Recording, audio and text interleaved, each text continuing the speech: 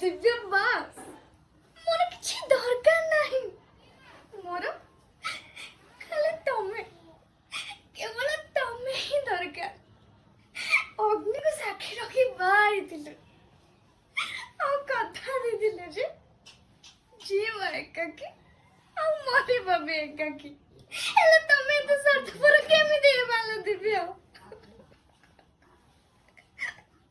ହେଲେ ମୁଁ ମୋ ଦିବ୍ୟକୁ ଯେତିକି ଜାଣିଛି ସେ ଏତେ ସ୍ୱାର୍ଥପର ନୁହଁ କି କେବେ ହେଇ ବି ପାରିବନି। ତମକୁ ମୁଁ ହାତ ଯୋଡୁଛି, ତମେ ମୋ ସହିତ ଏମିତି କରନି। ମତେ ଏତେ ବଡ ଧୋକା ଦିଅନି ଦିବ୍ୟ, please Divya, please.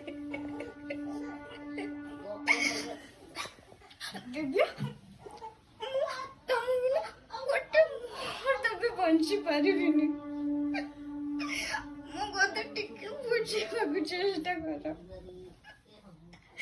Please Divya.